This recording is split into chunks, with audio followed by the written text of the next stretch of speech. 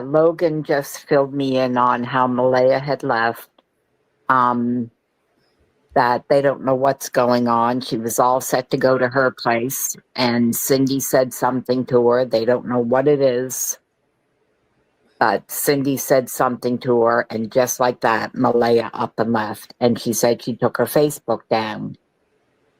And that kind of surprised me. So later on that night, I checked, and yes, I found out that she had taken her Facebook down, and she wasn't responding to me at all.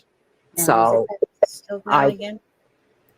I called a friend, and I got her to check Malaya's Facebook, and she stated that the Facebook's down, but she'll reach out through Messenger. I was also blocked on Messenger with Malaya.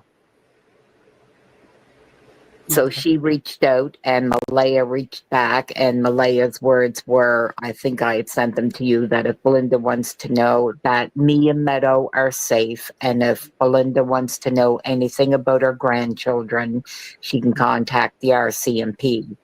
And I assumed that it must have been Cindy that had Malaya's phone. Right. That's the only thing I could figure, because Malaya would never word it that way. Okay. She would call them her kids anyway. She wouldn't say if she wants to know anything about her grandchildren. I know the Malaya I knew would never word it like that. Yeah, so I assume maybe Cindy was the one that sent that message. I think that was Monday. My sister drove me up there. We didn't go there to search that time. I see no point in searching any further once Malaya had left. I wanted to go, and I wanted to speak to Daniel. So my sister took me there. She dropped me off. I walked towards the trailer. Janie come out of the trailer and asked who I was. And as I was stating who I was, Daniel come out and said that that's Belynda, Cody's mom. So he come out, and I said, well, I hope you talk to me. And he said, I will. He said, I don't want to talk here. Let's go out in the driveway further. So that's what we did. We walked out to the middle of the driveway. And I told him that I had tried contacting Malaya, and she did block me. And he said, yeah. He said, weird, isn't it? Then he proceeded to tell me that the whole thing is strange, and he thinks Cindy and Malaya's half-sister had something to do with it, because he said the whole thing just doesn't make sense to him. And then he proceeded to tell me of how he searched. Now, I have to say that part struck me weird, because as he was telling me how he searched Friday, he was telling me word for word what I heard on the TV interviews. And I mean, it was basically word for word, and that struck me as off. That just struck me as totally off. Right down to the culverts, the dirt roads, waist deep in the water, word for word. And I thought that was really, really odd. And it wasn't until after I left that I noticed there was no dog barking. But I had asked Daniel when I was there anyway. That was not the thought. When I was there, I asked Daniel what kind of a dog his mom had. Because I said, if somebody come into the property and took the kids, I said, wouldn't your mom's dog bark? Because it barked all day Saturday. It would stop barking. And he said, well, that's the thing. He said, mom's dog didn't bark, and it didn't wake her up. I said, well, then I can't see somebody being able to take the kids, because I said the dog should bark. He said, exactly. The only way the kids could be taken off the property is if they were harmed and carried off, or if they were walked out. The dogs only found evidence of the kids in the yard out to the end of the driveway, nowhere else. Actually, I didn't even take notice of the boot print in the yard. I wasn't looking for boot print. It didn't even dawn on me to look for boot prints in the yard. I mean, the kids played there, lived there. What struck me is they're all stating she left through the back door for the boot print to be where it's at. Why wouldn't she have gone out the front door? She'd bypass Janie's place and it would be right out to the road then. Is it noisier door? I don't know because it was open the whole time that I was going. Yeah. Janie is a very strong woman. I've seen that a couple of times that I was there, that she is a very strong-willed woman. Why would she have not come forward sooner? If she believed in her heart Malaya did this, why would she have not put it out sooner? Because I know I would have. I wish she would have come forward at least a couple of days after. I mean, when she was sure in her mind that she really believed Malaya took these kids. Because, I mean, the first week to 2 weeks, it was all about searching. And when I was there, I mean, other than the reporters that I seen Daniel talking to, I mean, I was only there for so many hours each day. But I didn't see anybody hounding. I mean, Daniel talked to reporters right off the bat. Why wouldn't they have said something then? The other thing there is about that blanket. Monday, Daniel was telling me about that blanket. He said her family found a piece of a blanket up in a tree. He said now they never went searching at all. He found it very strange that they found a piece of blanket. Now, I thought he told me the blanket was blue, but I won't swear my life to it because, I mean, my memory's just not the greatest anymore. But he did tell me that it was a blanket that was chucked in the garbage, and he doesn't know if a bear or something tore the garbage bin open, but he said the garbage bin was tore open, and the garbage bag was broke open, and he stated that he showed it to the police. And he also told me that Malaya called the school at 6:18. He said he didn't even know the kids were going to be kept home that day. But she called the school at 6:18 and he had that proof on his phone. And I asked him if he gave that to the police. And he said yes. Okay, but Daniel told me that Thursday she called the school at 6:17. Friday, she called the school at 6:18. And I know the reception around the property, I couldn't use my phone, but if I stood out in a certain part out by her driveway, it would pick up reception. Well, I do remember when I was there, I don't know who put their arm around her and told her, Mom, they're not blaming you. They just want to search the trailer. And I do remember her saying she didn't want her dog to get hurt. How many dogs were on that property, do you know? Because I know Daniel told me her dog was like a Yorkie mix, but the dog I heard Saturday was a really big dog. No, he's not really big. He's about a foot high at the spine, and he's one dog that I know of that I saw there, and he looks like a little bigger Yorkie, but he's kind of a mutt too. I think he's probably got not a purebred or anything. But Does Justin have a dog? Because this dog was big. Maybe. There's only one cadaver dog in all of Nova Scotia. There's only one. They did state they were going to bring the cadaver dogs in, but they didn't. Darren, Yeah. Does Justin own a dog? I know I seen a big dog. Well, I didn't particularly see the dog. I heard the dog. And I know what a small dog sounds like compared to a large dog. But my daughter seen the dog and my sister seen the dog. They only seen the dog's head because it was up at the window. I went to the local library on Hearing Cove because I stopped into my daughter's. And I went into the library and I said, look, I need some flyers printed out for missing children. And bless their hearts, they printed me 50 pages and they did not charge. No. Aww. Does Cody have any other children besides Lily and Jack? Yes, he does. Okay. And I know another question that we've seen about him a lot is yeah, like what does he think might have happened, or is he disconnected enough?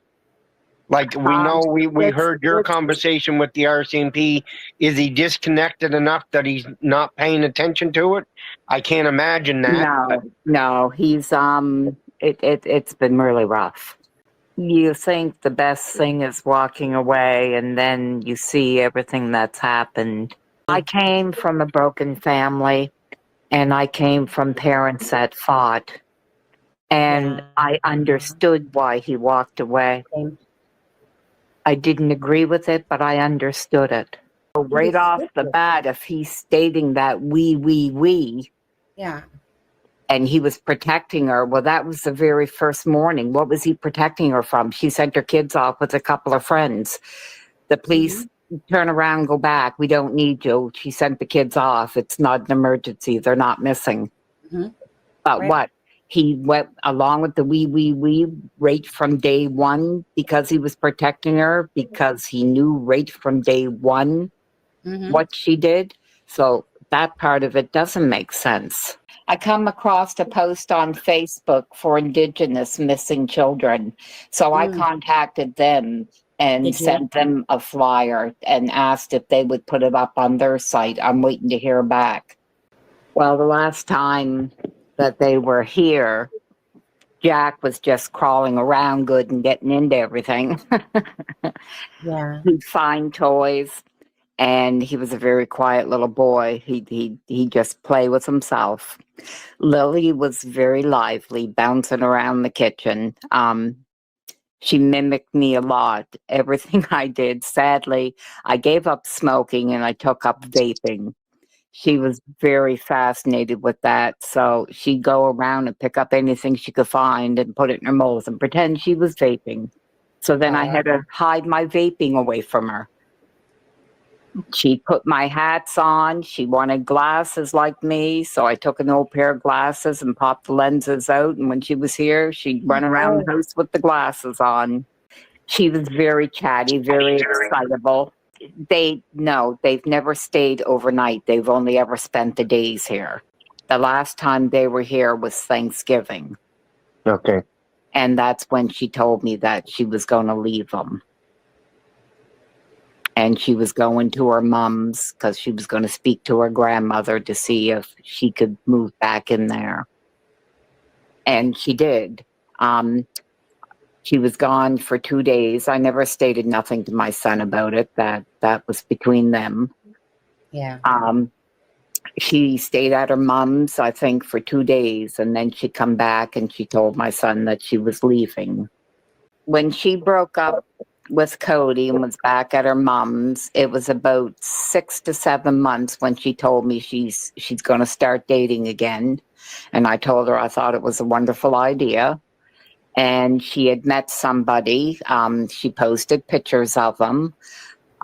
They were together only for a couple of months. And she told me that it didn't work out, that she just found him a little overbearing and she wasn't happy with the way he was around the kids. So that ended. And it was only about possibly a month, maybe a month and a half, when she stated she met Daniel, sorry. I'd have to say it blew my mind because, like I said, he was a very sober baby that you really had to work to get him to smile. And I just put it down to his temperament, that he was studying you. But then after the separation and she was living at her grandmother's, I noticed that he never smiled a whole lot. And just about all the pictures she posted out, Jack would very rarely smile. The only time I noticed Jack smiling was when he started school. And then it seemed like every picture she posted, he was smiling.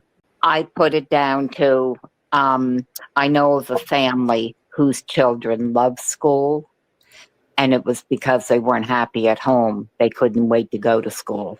And that's what it made me think of him, that school was a safe space where he could be him. She acquired those lungs because, I mean, she used to squeal here, but not that piercing squeal. Now, I heard some people mention about this video, the birthday video, and stating that Daniel had a very evil look on his face. So don't think so. I had to go into and blow it up so I could see what they were talking about. And I seen a smirk on his face. I saw a smirk.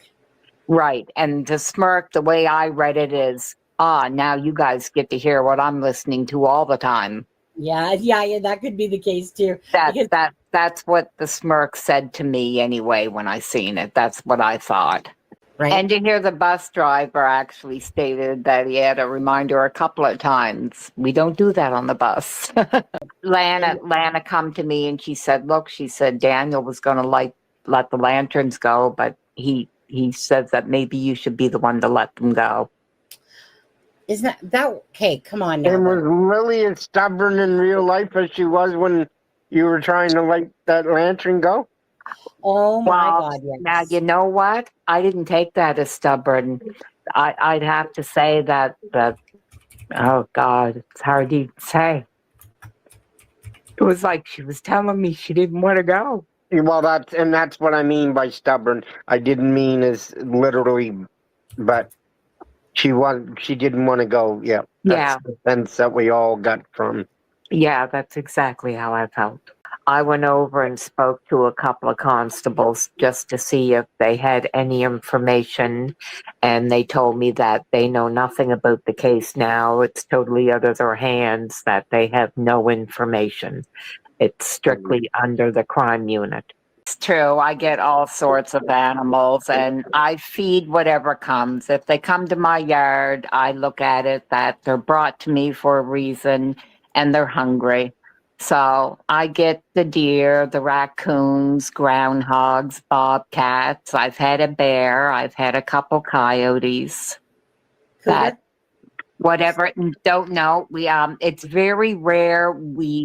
Some of us believe there's cougars. I do because I've spotted one once. Others say we don't have any. So that's a debatable thing. Yeah, we see the bobcats all the time. Not many foxes around, sadly, because where I used to live, I used to always have foxes. But we have too many coyotes here, so the foxes don't stand a chance. True, the far side of the yard I let grow wild, except for one pathway that I mow through it. Lily used to love standing at my patio door because if I don't make it down the backyard to feed the raccoons, they'll come up and put their paws on the patio door, and she'd be on the inside squealing, looking at them. Her squeals weren't as loud. Okay, well, the first thing really I'd like to start off with is the other night when I was on the live, and then Malaya come in the back to contact you. And to be honest, I got to let everybody know I did not have a problem with that. I know a lot of people were upset and a lot of people thought it was disrespecting me. I contacted you, Sonny, because when I started to see your show, because I wasn't getting any news on Jack and Lily, and your show, somebody wanted to post something. And I know you stated that, well, no, if you can't prove to me that it's real, I don't feel comfortable posting it. And that was the first time I heard anybody say that. So I had seen that you had sent me a friend request, and I figured I'd accept. And I still feel that way. I am glad that I joined your show. And I'm glad that you have everybody come on. I'm glad Daniel's come on and spoke. He might have told different stories to everybody, but it showed us Daniel. I'm glad Darren come out and spoke. It messed a whole lot of things up. And a lot of it was unbelievable. But it was still information that no one had considered. Absolutely. And yes, finally, Malaya comes out and speaks. And I, too, was waiting to hear from her. that the frustration I know we all feel, and I want to apologize for people when I break down. I do not mean to, just I am at an age now where I can't seem to control my emotions as much. But do not for one moment take it as a sign of weakness. For the tears I shed, trust me, there is a lion inside roaring. So I don't want anybody to think that you guys bring me to tears. This situation brings me to tears. And the frustration of listening to all the lies and the stories. You guys have been with this story since the beginning. I mean, that's more than what our own news people here in Nova Scotia can do. I have a hard time with that. I'm used to being a very strong person. So I get it. I struggle with that one. That, Oh, yes, I forgot to say that yes, that's she okay, did that's text me okay. right in the beginning that Malaya was on the other line, and she asked if I was okay with it, and I said, go for it. Stop being mean, but I do appreciate the concern for my welfare. I very Absolutely. much appreciate it. But no, like I said, I am a strong person. I might have my moments, but I mean, it's fight through. It's fight through until we get the answers we need. Really, you can slightly thank Daniel for that one. Well, Daniel too, I suppose. Yeah, because every time I went for updates on what was going on and what was happening, because Malaya wasn't keeping in touch, the police weren't keeping in touch, all I seen was Daniel's face, and the words are embedded in my brain of, I am the only one standing for these children. I am the only one who cares. And I cried for the first couple weeks. And then I thought, well, what are you doing? You want to start putting yourself out there and letting people know that. No, he is not the only one. I thought Malaya would have come out, but she didn't. But yeah, so I thank Daniel for that, because he got my ass in gear to step up, and that I was there the second day, and I gave up when Malaya left, because that told me volumes. Her leaving told me volumes. So, and it still does. I haven't changed my opinion there. Yesterday morning, my day started out with where I had left messages concerning the fundraiser and Malaya and Lana speaking and what was going on there, that what my concerns were and how I found out that it was Malaya speaking. They finally got back to me yesterday morning. Now, sadly, it's not great news that there's really not a whole lot to report from the crime unit, because they have no suspects whatsoever. They have no evidence as of yet. And they're just as bewildered as everybody else on what happened to these two kids. And I stated, I don't know how you guys can say that. There was only 3 people there with these 2 kids. I said, you must be able to lay charges. There was only 3 people there. There was nobody else, just those 3.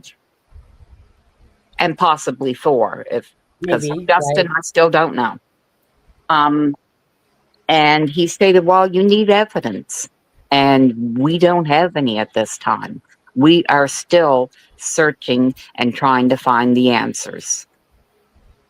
Now, I do know a lot of their forensics has not come back yet for the testing. So fingers and everything crossed, that here's hoping. But I think this case kind of went cold the very first day when they didn't close off the trailer and everybody was traipsing in and out. That I think it was a mess up from the start.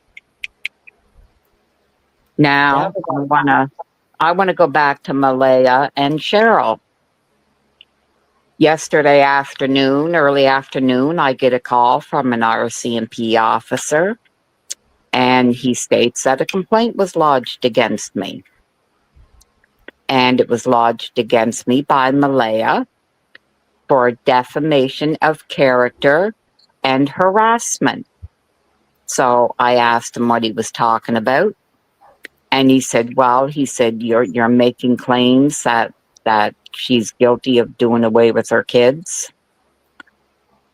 He said, and well, she's had to block you from the harassment. I said, first off, Malaya blocked me on Facebook months ago. So I said, I had no contact with Malaya. So he said, well, how were you reaching her? I said, I wasn't reaching her. I said, I have been on a YouTube channel, and I stated it's a crime and shame. I said, and there's a couple of chat groups on Facebook that I am onto, and I voice my opinion. I said, I've never called her a K. I've never stated she's unalived anybody. I have strictly stated that there are 3 people there, her, Daniel, and Janie. In my eyes, they are all suspects. And until the police can prove otherwise, they are all suspects.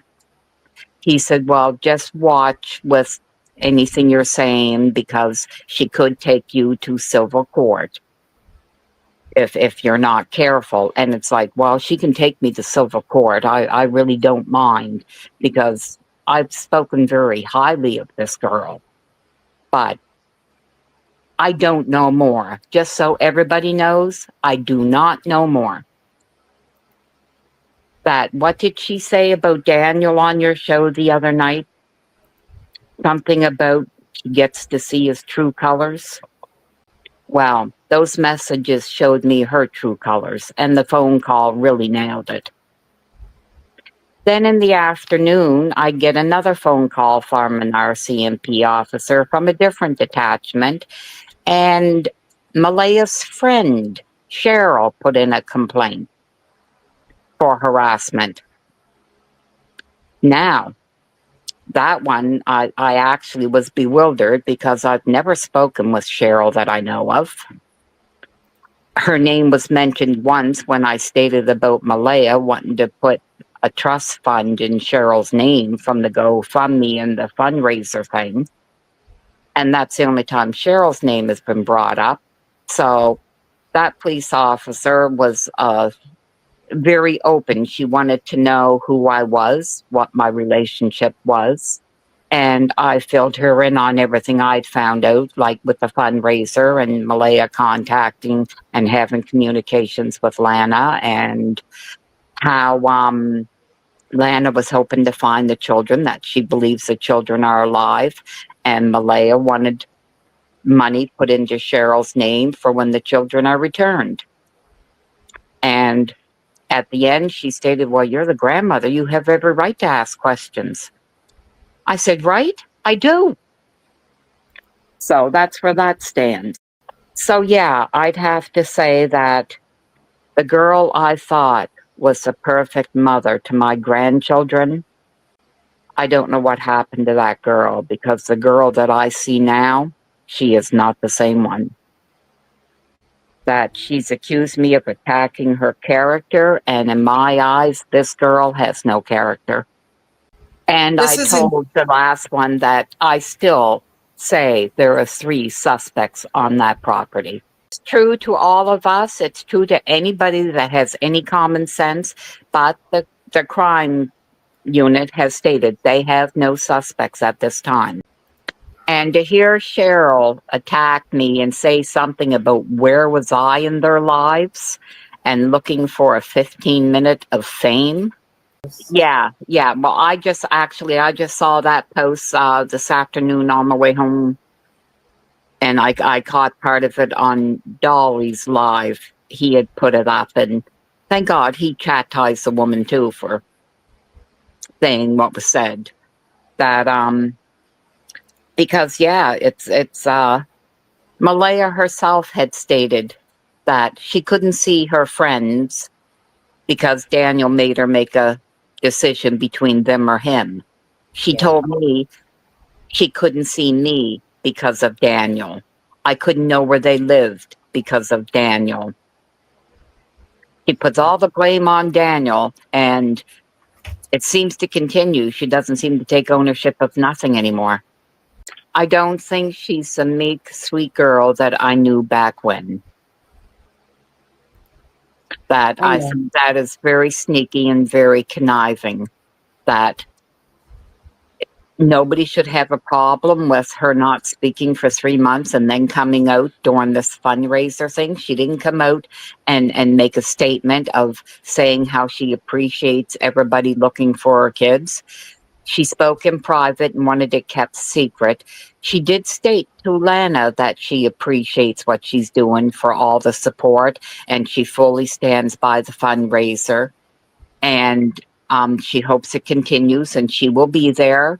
And the moment it was put out of what she stated, well, then all of a sudden, Lana was totally attacked on her actually turning around and stating, I think it was Cheryl, in my opinion, I think it was Cheryl, stating that the whole thing was a scam and Lana was a grifter, and it's like, wow, now these are the colors I see. Good, because if it does go to court someday, I might need you as a character witness. It is so wrong, and it took me all night of crying, fuming, spending the day out, and now it's kind of a resolve. It's like, we are going to find what happened to these kids. We're going to find them. And whoever's responsible will be brought to justice. I don't care how long it takes. And I am asking anybody out there that lives in this area, that lives anywhere up around Pictou, or even just wants to go for a drive on a weekend, if you have an ATV, I don't think the grounds that were searched around the property that the searchers did, I think they did a thorough job. I really do believe so. I was in those woods and I seen ribbons everywhere. Could they have been missed? Yes, there's always that chance, but I don't believe so. I think it needs to be searched from that point out. And my first place would be from that point out going towards New Glasgow, not coming towards the Halifax way. Well, considering what did Daniel state in some group, he stated he had an army behind him. Well, I'd like to see his army out there with their bikes and walking trails, and I would like to see them steadily searching too. It breaks my heart for Lana. It does. Even though I took the stance that I did, it still breaks my heart for her because her intentions were good. Her intentions were, she wanted to give the community a day to breathe where the children could laugh. That's all she wanted to do. And she wanted to do it with keeping Lily and Jack's name out there. It got messed up, yes, and it grew bigger than what she could handle. And she got caught up into the dream of how big it was getting.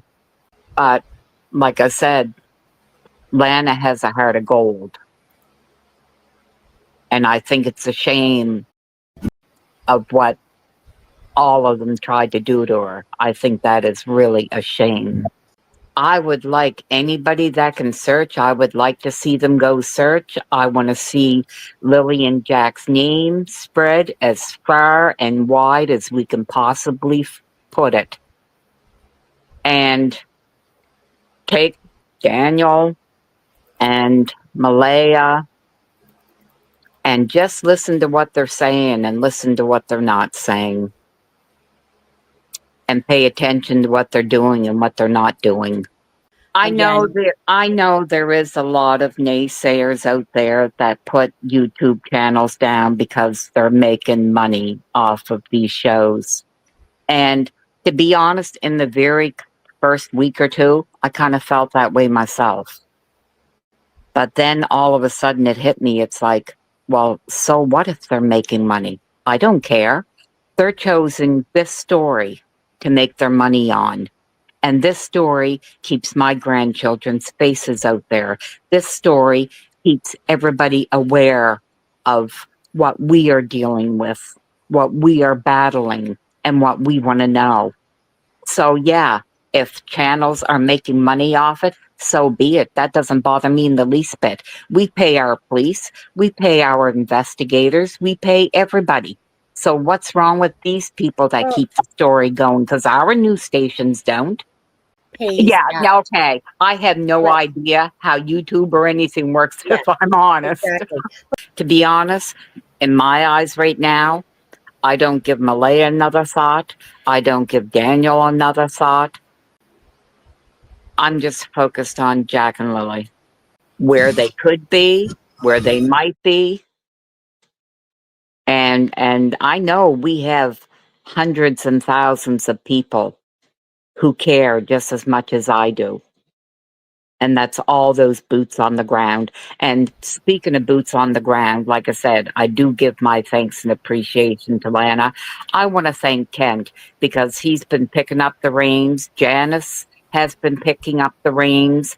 Bree is a godsend that I have, if you can see by my profile picture, Bree did that. There's a name for those circles that go for a frame. That there are so many people to thank that. And I know we can do it. I think we actually might be able to do more than what I see the police doing. The other thing I wanted to state that the police told me,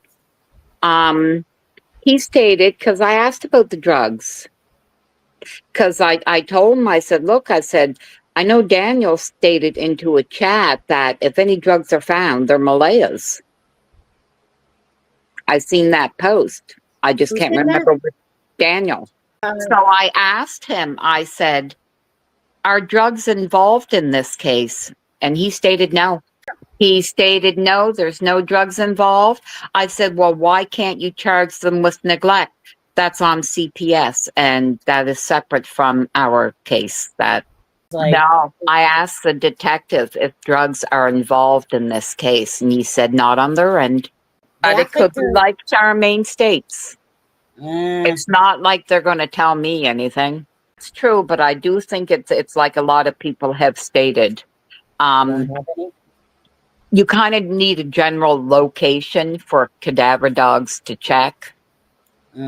Why they wouldn't have just used one on the property itself is I do not know. Because that would have been my first thought on the first day. Well, no, I shouldn't say first day, sorry. After Malaya left, that would have definitely been the number one thing to do. When the mom leaves the property of where the kids went missing, then to me, right away, it's like, okay, this got to take a whole different turnaround now. They are expensive, I heard. I think it's a couple of $1,000s for so many hours. I don't know about the private ones. I'm not sure. I'm not even sure where in Nova Scotia anybody has private cadaver dogs to know how much it would cost. Malaya has stated, and she stated quite openly, that she believes her kids are going to come back to her because that's what she has to believe to get her through. And she did want money put into a trust under Cheryl's name. That was a conversation that took place. Sadly, it took place over the phone, so there is no written proof of it.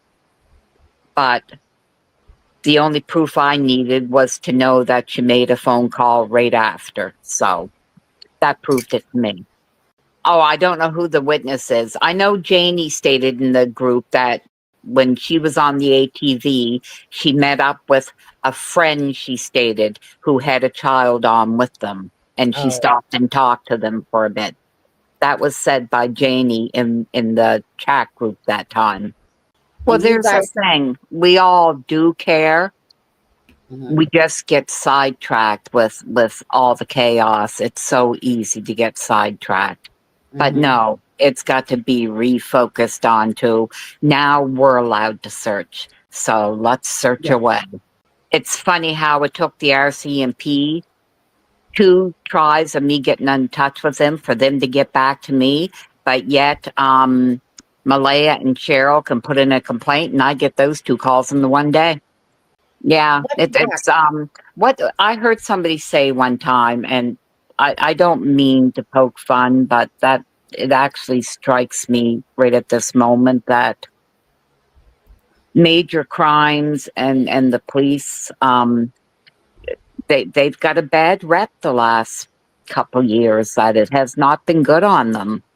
But everybody's getting parking tickets and speeding tickets. So to me, I think the police need to refocus too. Yeah, when it comes to money, I am a firm believer no family member should have money in their name. And now there's the other thing. I did ask the Major Crimes Unit if a GoFundMe was set up, and it was set up that if the children are found and they're alive, half of that money goes to support them and the other half goes to the search and rescue. Absolutely. I asked if it could be put into their name. And he said, yeah, he didn't see why not. For a GoFundMe. For a GoFundMe. Oh, that it could be in trust into the police. So that nobody can say, this is a scam, this one's going to be able to get right. He stated that, yeah, it can be put into their name. Now, and I thought that was awesome. That's what I want. Okay, yeah. Now, there, I don't know, because I really don't know anything about GoFundMes or raising money. I don't know anything about any of that. So I really don't know how that could work. I don't know what that entails. That I'd have to say, Lana was on the ball for figuring out a lot of those things. That it amazed me that she's never done it before. And right away, she was contacting this person and that person and another person. And yeah, I don't know how to do any of that. I want to, like, the buddy benches at the school are going to take place no matter what. That's going to happen no matter what. I want search and rescue. All the ones that searched, I want it divided up into all the groups that searched. Because sadly, Jack and Lily are not going to be the only children lost. And just spending hours out in those woods to know what they go through constantly. Yeah. And yes, I've heard people say, well, aren't they government funded? Yes, they are, but we have a lot of volunteer search and rescues. And they take time out of their day and their families and get their clothing that they need. So yeah, I'd like to see search and rescue get that. Oh, I don't know. Sorry, I was trying to read what Taylor put out. That's incorrect info. Research it. There are canines specifically trained as cadaver dogs. Oh, maybe there are. Seen many people state about they find it creepy of going around people's property. No, I want a bunch of creepy people going around people's property and searching. You know, okay, that didn't really sound good, but I want a bunch of people that are nosy. Yeah. Okay. I have sought legal counsel, and I have decided that I am going to apply for temporary legal guardianship of Lily and Jack. My lawyer has advised me that anyone can apply, and I've retained a lawyer to apply for guardianship. Once Malaya is served the documents, she can reply, and then it goes to court. At courts, through my lawyer, I will subpoena Malaya and Daniel to the stand to testify, and if they happen to choose to ignore a summons to appear in court, it can be held against them. Once at court, I'll get to ask the questions I need answered, like where are the children? Was anybody hurting them? And why didn't they just get a hold of me if they just needed a break? Or why wouldn't she have reached out to me? Because I would have gladly have taken them for visits to give her a break. Becoming Jack and Lily's guardian will allow me to advocate for them and will bring answers as to what has happened. No matter if the children are alive or deceased, I will be the guardian who will love and protect them. These actions will help me to understand what has happened and whether the children are alive or not. They will have a guardian who will look out for them either way. I would also add that court rules state the default is to hold this trial open to the public, so hopefully the answers are given.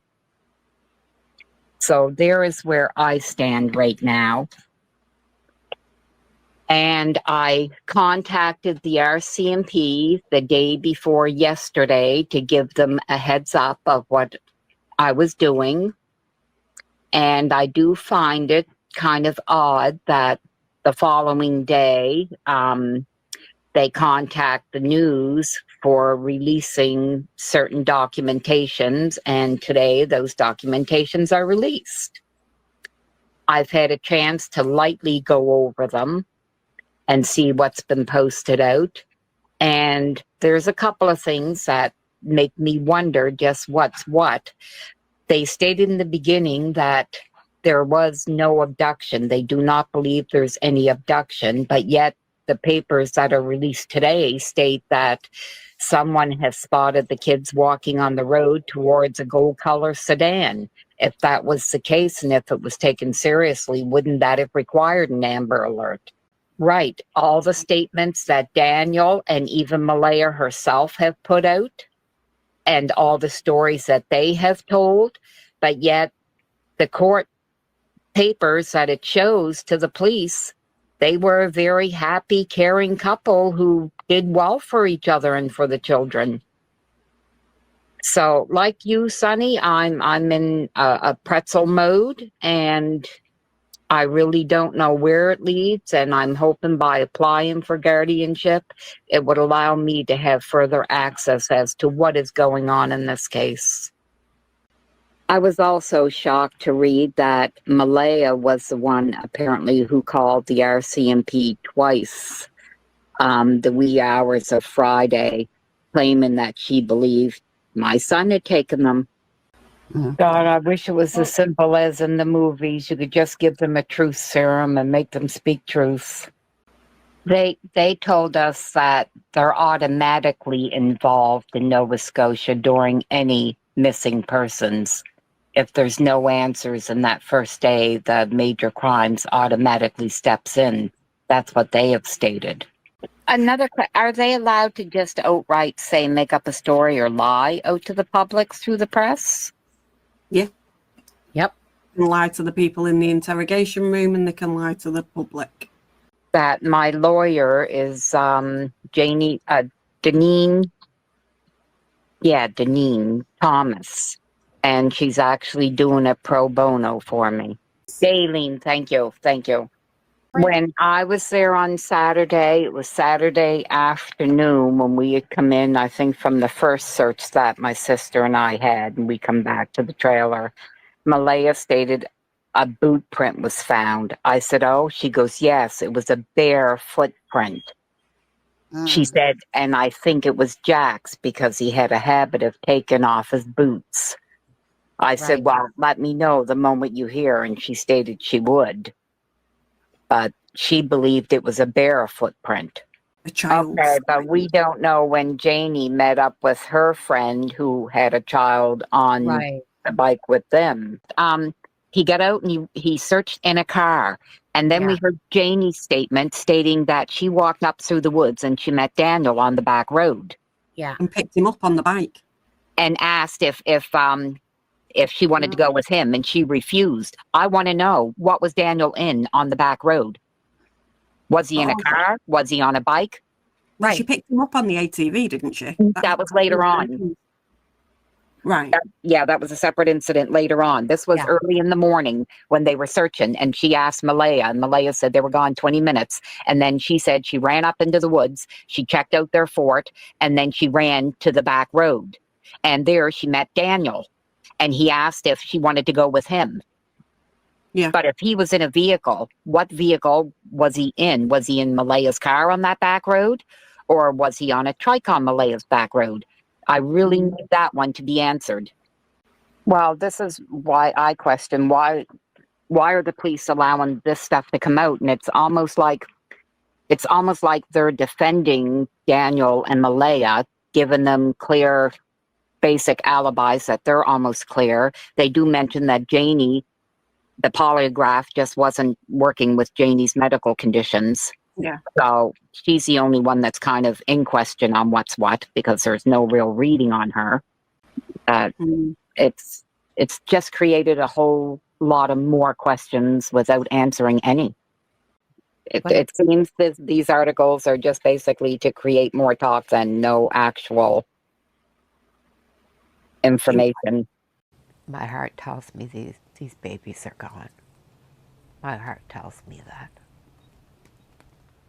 I am the grandmother of Lily and Jack. I am the grandmother on the biological father's side. My son is Cody Sullivan. He's not in jail. He's never been out west. He does not have a criminal record.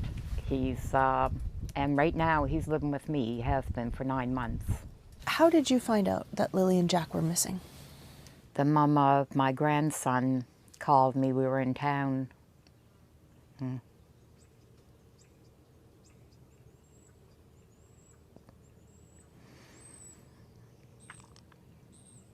She asked if I heard the news. She sent me the article that was on Facebook showing the kids missing. I couldn't call Malaya yet, so I waited till we got home. And I called, well, I didn't call her, I texted her. And she told me that, yes, that the kids were missing, that they've been missing since this morning. I was in a state of panic, shock. But in the back of my mind, I kept saying, well, they'll find them. I mean, I'm assuming that they'd find them. So I told her, well, we'll head out first thing in the morning and help with the search. It was around between 3 and 3:30 in the morning. A couple of cop cars pull into the driveway. The lights wake me up that I'm a fairly light sleeper, so I see the cars pull in, so I knew what it was. So they come inside. They only stood in the kitchen. They wanted me to wake Cody up, and they wanted to know when was the last time he had seen the kids, and that they were just making sure that the kids weren't here. And then they left. So we showed up Saturday morning, me and my sister, and we met up with my daughter, and we started, well, I asked Malaya, I said, Malaya, I said, you know your kids. Nobody knows their kids like their mom. Where do your kids normally go to play out in the yard? What direction do they usually like to explore? And she said, well, they always play up in the little woods right on the side. I said, well, okay. I said, we'll start from that point and we'll work our way out. We had spoken to a search and rescue, and we weren't allowed on the other side because that's where they were searching at the time. So we just started combing through the woods up through there. We were gone for a couple of hours. I'm yelling for Lily and Jack. We always called Jack Jackie Boy. And yeah, that went on for a few hours, but those woods, I started to feel that I can't see them being in the woods. There's trees everywhere. You literally have to climb over trees, climb under bushes. It is really, really thick. We come back out and I went in to see Malaya again. I assumed she was in shock. She was very, very non-emotional, very just flat, monotone. But Malaya's very soft-spoken anyway, that she's not usually excitable. I thought that's made her a really great mom. She was an excellent mom. She never raised her voice at the kids. That it was always, now Lily, what did mommy say? And I used to think, now if anybody's meant to be a mom, it was her. A part of me still feels that. Why only a part of you still feels that? What do you mean? After seeing the place, seeing the condition of the home, It was like the total opposite of what I knew of Malaya. She was always clean, very clean about herself, about the kids, about her home. This home looked more like a camp. Now, I don't know if it's from all the people that were there, because I didn't show up till the day after. But it was very unkempt. I was pretty surprised. I love you. Lily is, she was my little dream girl, that's the first granddaughter. And I love that she had the brown hair and she had a space between her teeth, which I had when I was a kid. So yeah, she was our little princess. Jack was such a sober, serious little baby that he didn't like to smile. You could tickle him and he would look at you ever so serious, like he was really studying you. And so how long were your son and Malaya together? 3.5 years, I think it was, yeah. I thought they were the picture-perfect family. Then Malaya started to tell me that they were having problems and she wasn't happy. She told me that she wasn't happy and she thinks she's going to leave. And I told her that we supported whatever she decides, that one good parent is way better than 2 broken ones. And then how did that change your relationship with Lily and Jack? I thought it was going to change, but it didn't. Yeah, it didn't change. Malaya, she was a sweetheart. Anytime we wanted to see the kids, she'd come by for a visit. She'd bring them by all the time. It was actually really, really good. So when was the last time you saw the children? 1.5 years, almost, really, it's about 1 year and 9 months. How did you deal with that? Really, to be honest, maybe I didn't deal good enough with it. I looked at the fact that when her and my son separated, my son walked away. He chose to walk away, that she wanted sole custody of the kids. So she petitioned the courts for sole custody, and when she did that, he said he was done. Were you ever formally questioned? Yes. So then it's about a month after Lily and Jack are last seen that they come and formally question you. So it's about 3 weeks. They questioned Cody for 1.5 hours in the vehicle, and then they questioned me for 2 hours in the vehicle. How did that feel to you? I didn't mind. I mean, to me, I expected I'm the grandmother, so it wasn't a surprise to me. I'm assuming the sooner they do all that, I wish they would have done it sooner, that the sooner they can move on. So I didn't have a problem. My son was a little upset about it. He said they made him feel like he did something wrong, and he said he hadn't seen the kids in 3 years. So he was a little upset about it, that he said that they really come at him hard. They wanted to know what her favorite color was, and he said, they were babies when I seen them last. He said, she was just learning what she wanted to figure out to eat. I don't know what her color is. So yeah, he was pretty upset. Have they ever talked to him again since then? A couple of days ago, they had contact, and they told him that they weren't looking his way anymore, that everything was fine. And have they ever given you any information? No, it's always the same thing. Which is what? They've got everybody on it. They are looking at all avenues. They can't divulge any information that could compromise their investigation. It's the exact same words. Why are you so sure they're not in the woods? I have children. I have grandchildren. And I see what kids are like through the woods. There's no reason for any child to wander deep into the woods. There's just not. I think somebody hurt these kids. I think somebody hurt them. You don't sound very hopeful. No. Our last day searching on Monday and seeing the woods and seeing the searchers and everybody everywhere. There's no way those kids are in the woods. There is nothing more pure and innocent than a 6 and a 4-year-old. And they deserve so much better than what they got.